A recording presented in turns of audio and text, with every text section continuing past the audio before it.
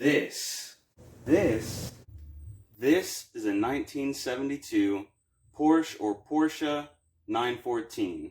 Doug, if you see this video, I'm waiting to see one. The Porsche 914, or the VW-Porsche 914, depending on where it was purchased, was a mid-engine sports car designed, manufactured, and marketed in collaboration between Volkswagen and Porsche from 1969 to 1976. Production for the 914 failed before it ever began with the death of the Volkswagen chairman Heinrich Nordhoff. His successor was not connected with the Porsche dynasty or the verbal agreement between the two companies prior to the chairman's death. Lotz, the new chairman, believed Volkswagen had all the rights to the 914. This led to disputes between the two companies, resulting in higher manufacturing costs, to the point to where the 914/6 didn't cost much less than a 911T. The 914 held Import Car of the Year in the 1970s Motor Trend magazine and becoming one of Porsche's top sellers, outselling the 911 by over 100,000 units worldwide.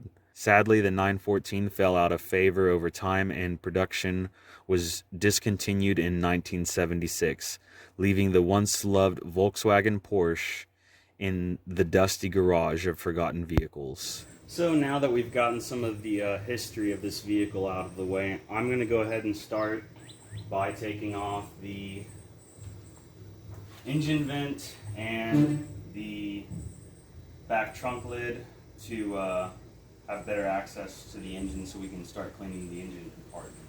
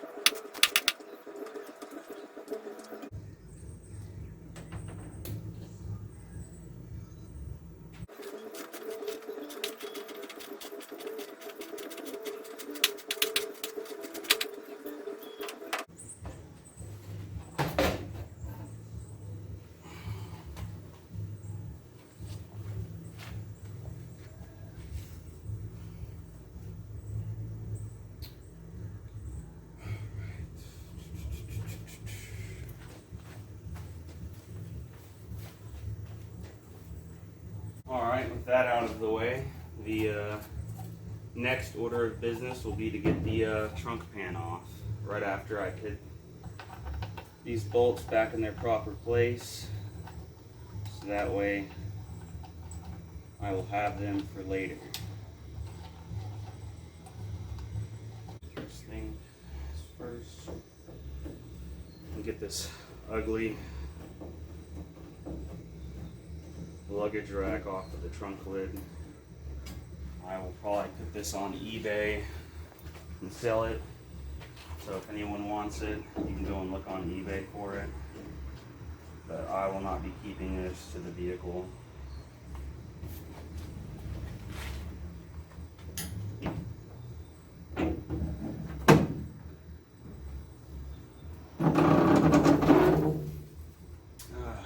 Yes, of course.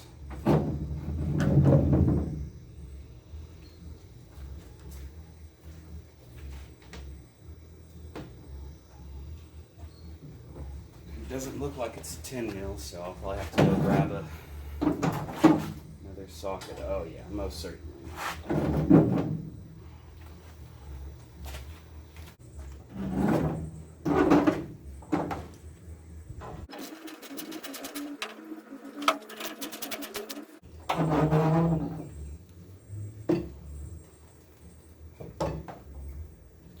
Makes it a little bit more convenient.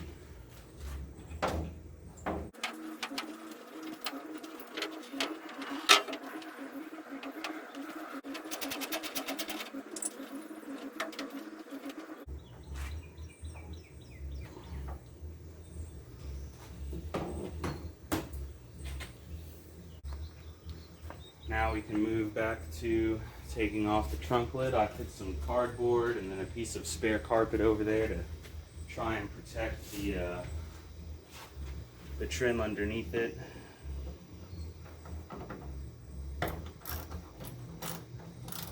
Really, when it comes to taking off trunk lids or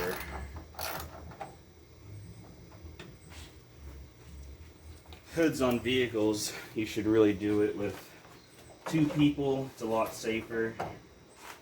You're less likely to damage anything.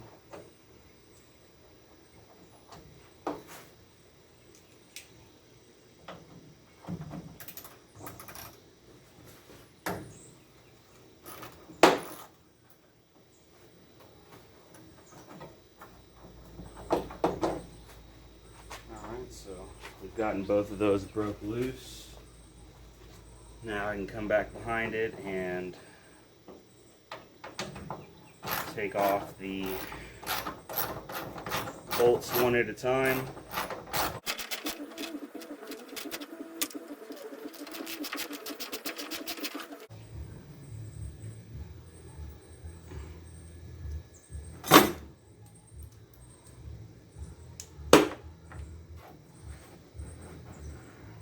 Now I can gently set that down there and come over here to the other side.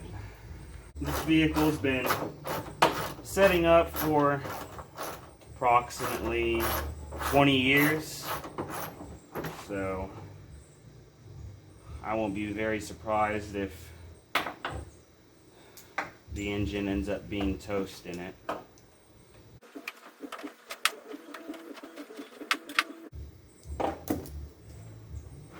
Alright, so that is all of the bolts.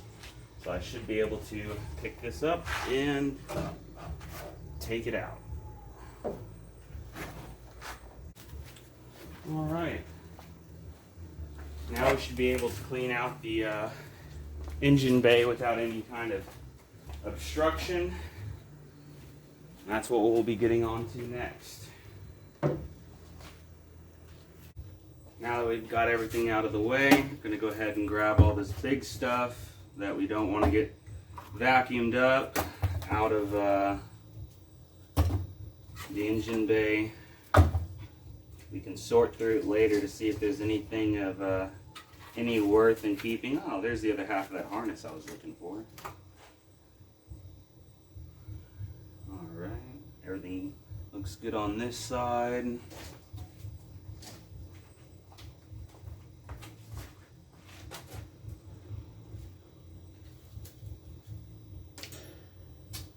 Alright, so we'll go ahead and start vacuuming up all these leaves and all the dirt and dust.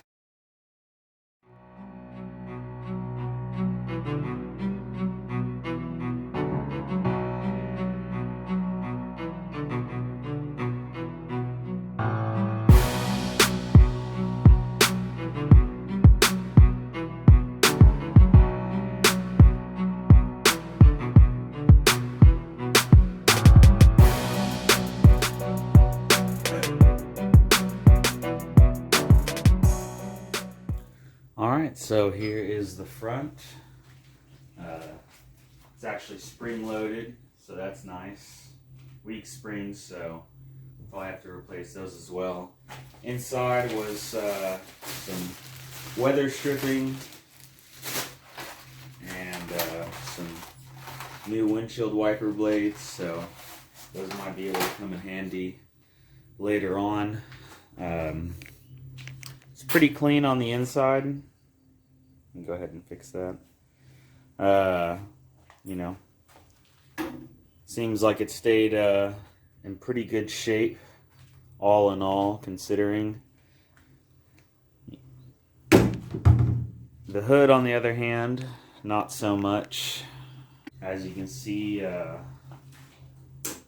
flaking up pretty bad. There was a pretty decent amount of paint. I'm not sure if this is going to be able to focus in on that or not,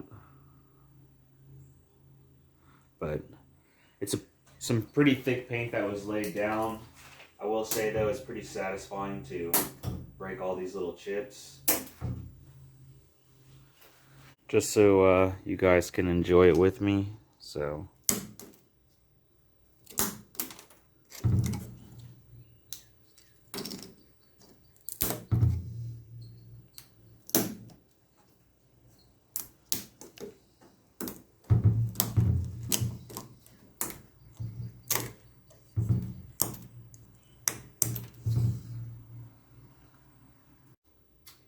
like I had said before, the rats had gotten to the wiring pretty good. So I've cleaned up the end of this attachment of the harness, and then the other end of the harness. Not sure exactly where this goes yet, but that'll be for another day. So the next objective, I guess, is to get these all wired in back together properly, and then add a link to where it can plug in and then be mounted down in the previous area. I still need to clean this one up. This piece of the harness, I believe, attaches right here from what I've seen online. This is incorrect, but I'm not sure exactly what went there before, so that's going to be the next item on the list to do. Let's get these wires put back together and plugged in. Alright, so first thing I'm going to do is I'm going to start with the yellow wire here. So go ahead and separate these other wires off from it. Grab wire strippers.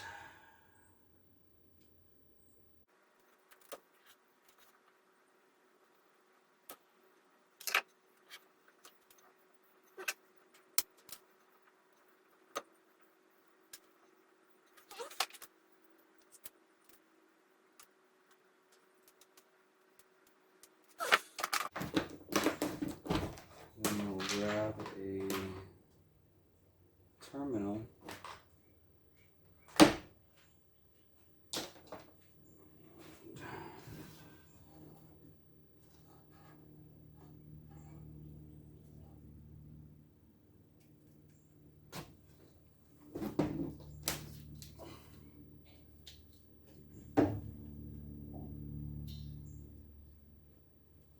And go ahead and crimp that terminal on. Let's see. Alright, good fit.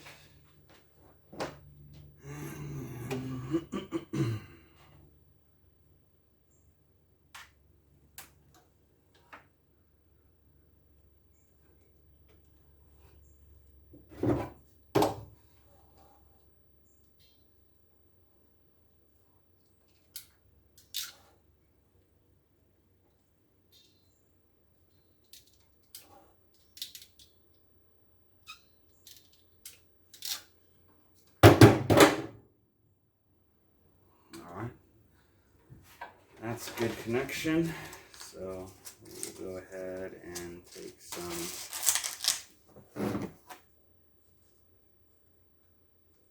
heat shrink.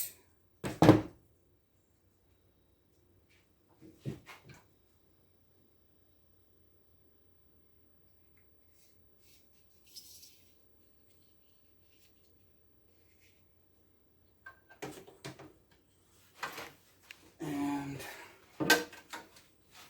protect that connection.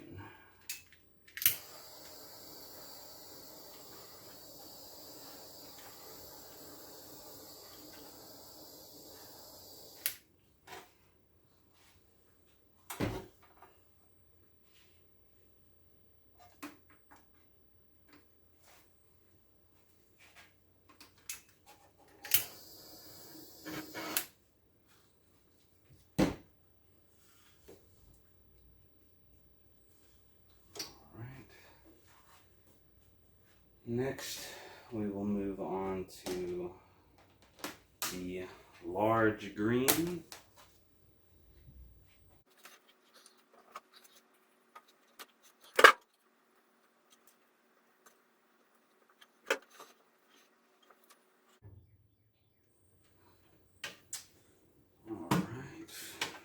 definitely have plenty of line there, which is what I wanted on purpose, so that way in the event I have to go back through this again, you know, once it's all connected up, you know, you can see that I'll have a pretty ample amount of wire left over, which I'm fine with. I would rather have ample wire left over to have to manage than not have enough wire at all. Alright, so we've got all of the wires spliced back together. Try to keep them in a relative order. So now I'm gonna, later on I'll go ahead and I'll put a sleeve over this, but so now it can go into its mounting spots.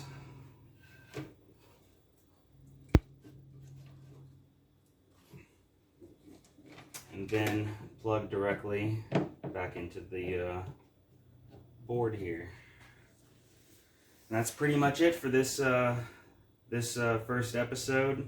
On this, since two cables were exactly the same, these two blues, the original blues look exactly the same, a lighter blue with a brown stripe, so I went ahead and put some spades on those, so that way if I do need to switch them around, I can.